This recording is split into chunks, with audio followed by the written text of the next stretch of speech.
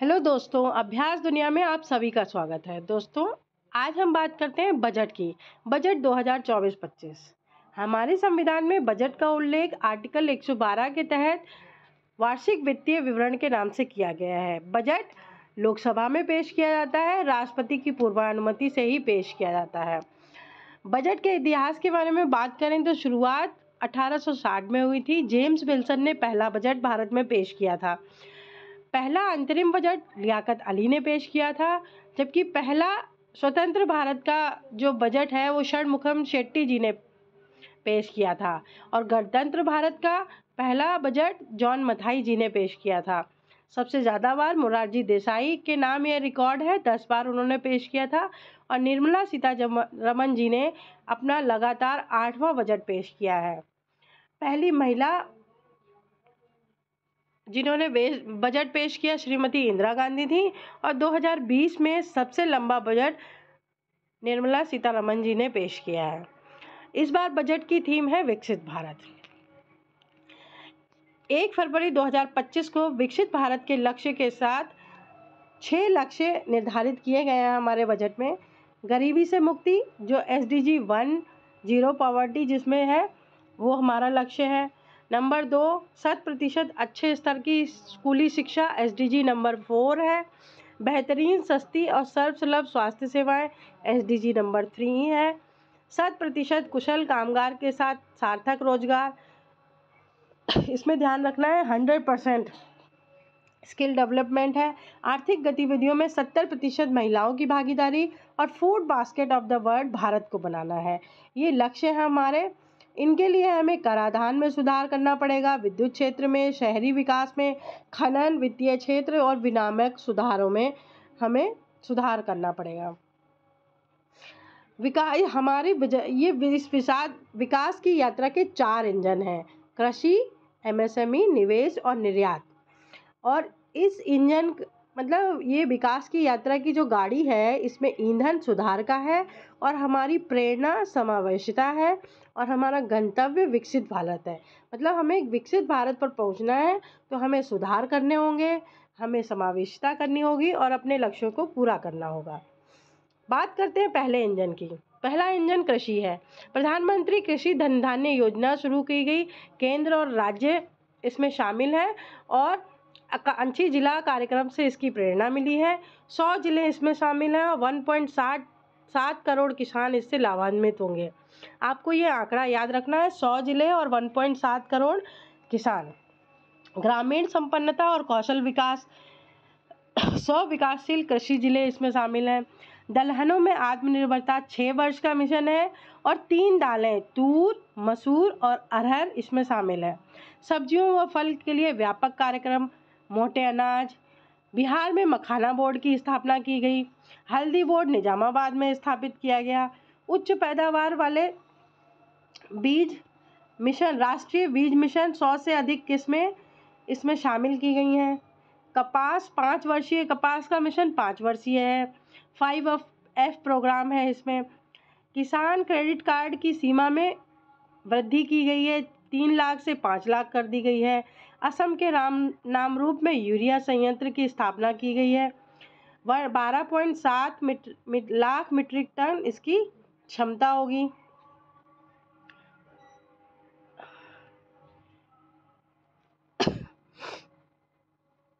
भारतीय डाक उत्प्रेरक के रूप में पोस्ट पेमेंट बैंक को यूज किया जाएगा। भारत जलीय कृषि में दूसरे स्थान पर निर्यात कर सकता है।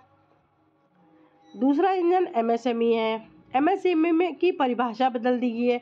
निवेश और टर्नओवर के आधार पर माइक्रो, स्मॉल और मीडियम एंटरप्राइजेस को रखा गया है।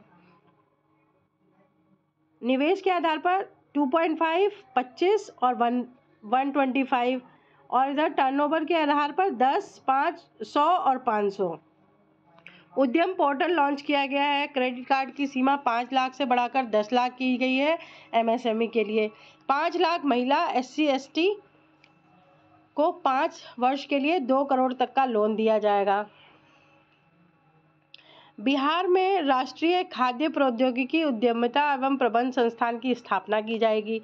मेक इन इंडिया को बढ़ावा देने के क्रम में लेदर, फुटवेयर और खिलौना उद्योगों पर ज़्यादा बल दिया जाएगा। फोकस उत्पाद, राष्ट्रीय विनिर्माण मिशन को बढ़ावा दिया जाएगा।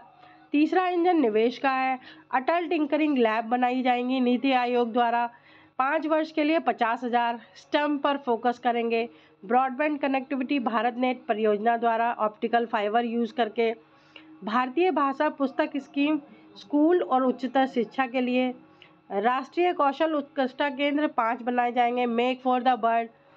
एआई पर बल दिया जाएगा। 500 करोड़ इसके लिए आवंटित किए गए हैं। शिक्षा में आईआईटी में क्षमता विस्तार किया जाएगा 6500। चिकित्सा शिक्षा विस्तार 5 वर्ष के लिए 75,000 सीटें की जाएंगी। डे केयर कैंसर सेंटर 3 वर्षों में सभी जिला अस्पतालों में 200 केंद्र खोले जाएंगे। पीएम स्वनिधि क्रेडिट कार्डों की ऋण क्षमता 30,000 तक की जाएगी। अवसंरचना निवेश अगला इंजन है। राज्यों को 50 वर्षों तक ब्याज मुक्त ऋण दिया जाएगा 1.5 लाख करोड़ तक अवसंरचना में खर्च करने के लिए। जल जीवन मिशन ग्रामीण को 2028 तक विस्तार दिया गया है। विद्युत क्षेत्र में सुधार, राज्यों को जीएसडीपी में 0.5% तक अतिरिक्त उधारी दी जाएगी। परिसंपत्ति मुद्रीकरण 2025 से 30 तक 10 लाख करोड़ का विनिवेश किया जाएगा। शहरी चुनौती निधि 1 लाख करोड़। सामुद्रिक विकास निधि 49% केंद्र की होगी। इसमें दीर्घकालिक 25,000 करोड़ तक का लोन दिया जाएगा। विकसित भारत के लिए परमाणु ऊर्जा मिशन 20,000 करोड़ का परिव्यय 2033 तक 5 वर्ष का लक्ष्य। उड़ान 10 वर्षों में 120 नए गंतव्य 4 करोड़ यात्रियों को लाभान्वित करना है। इससे उड़े देश का आम नागरिक। बिहार में ग्रीनफील्ड एयरपोर्ट, पश्चिमी कोसी नहर, मिथिलांचल में 50,000 हेक्टेयर भूमि को लाभ मिलेगा। पीएम रिसर्च अनुसंधान 10,000 फेलोशिप होंगी जिसके अंतर्गत ज्ञान भारतम मिशन पांडुलिपियों का संरक्षण होगा। अनुसंधान विकास और नवाचार 20,000 करोड़। राष्ट्रीय भूस्थानिक मिशन खनिज इत्यादि खोजना। स्वामी फंड 40,000 इकाइयाँ। भारत में दूसरा जीन बैंक पहला 1996 में बना था। अंतरिम बजट ज्ञान का बजट है। गरीब, युवा, अन्नदाता और नारी। निर्यात चौथा इंजन है। निर्यात संवर्धन मिशन एमएसएमई वाणिज्य व वित्त मंत्रालय। Bharat trade net online documentation किया जाएगा इसके द्वारा। जीएसटी के लिए राष्ट्रीय फ्रेमवर्क। एयर कार्गो के लिए भंडारण सुविधा। ईंधन में सुधार करना है। बीमा क्षेत्र में 100% एफडीआई को लाना है। सर्वाधिक बैंक सेल्फ हेल्प ग्रुप, ग्रामीण क्रेडिट स्कोर व अन्य ग्रामीण इकाइयों में सुधार करना है। 2025 तक राज्यों को निवेश अनुकूल सूचकांक नीति आयोग द्वारा जारी किया जाएगा जिससे निवेश आकर्षित हो। कर सुधार किए जाएंगे।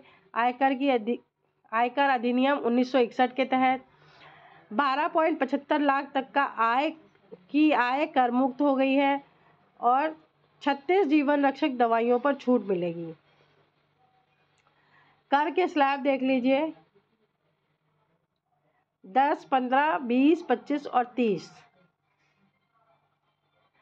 बजट में कुल प्राप्तियां 50,65,345 करोड़ है। राजकोषीय घाटा बाजार से लिया गया उधार है 23-24 में 5.6% था, 24-25 में 4.8% और 25-26 में 4.4%।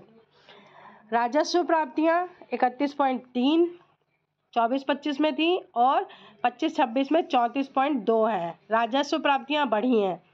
पूंजीगत प्राप्तियां 24-25 में 16.9 थी और 25-26 में 16.4 है। तो पूंजीगत प्राप्तियां कम हुई हैं पिछले साल से।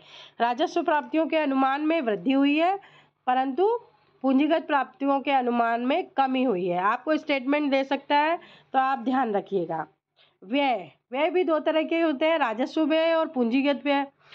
राजस्व व्यय 39.4 हुआ है, ये बढ़ा है और पूंजीगत व्यय 15.4 हुआ है। प्रभावी पूंजीगत व्यय 15.4 है, जिसमें वृद्धि हुई है, और पूंजीगत व्यय 11.2 लाख करोड़ है। जीडीपी का 3.1% है।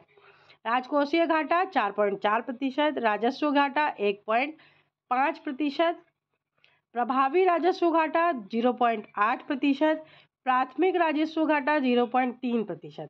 लगातार घाटे में कमी हो रही है, जो किसी भी अर्थव्यवस्था के लिए अच्छी बात होती है। अब हम बात करते हैं हमारे बजट में रुपया कहाँ से आता है और कहाँ से जाता है।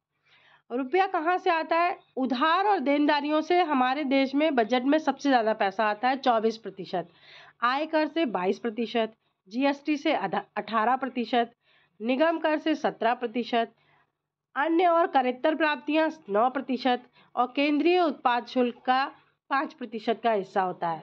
जबकि रुपया जाता कहाँ है? जीएसडीपी में 22%, ब्याज भुगतान में 20%, केंद्र प्रायोजित योजनाओं में 8%, अन्य अंतरण में 8%, अन्य व्यय 8%, रक्षा में 8% और सब्सिडी में 6%।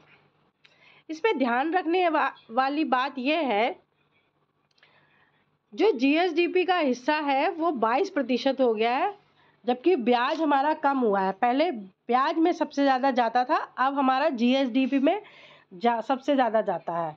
मतलब केंद्र के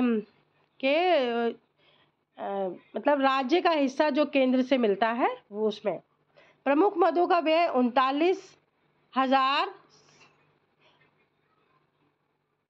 4,91,732 सर्वाधिक आवंटन हुआ है। थैंक यू दोस्तों। अगर आपको ये जानकारी यूज़फुल लगी हो तो प्लीज़ मेरे चैनल को लाइक, शेयर और सब्सक्राइब कीजिए। Thank you.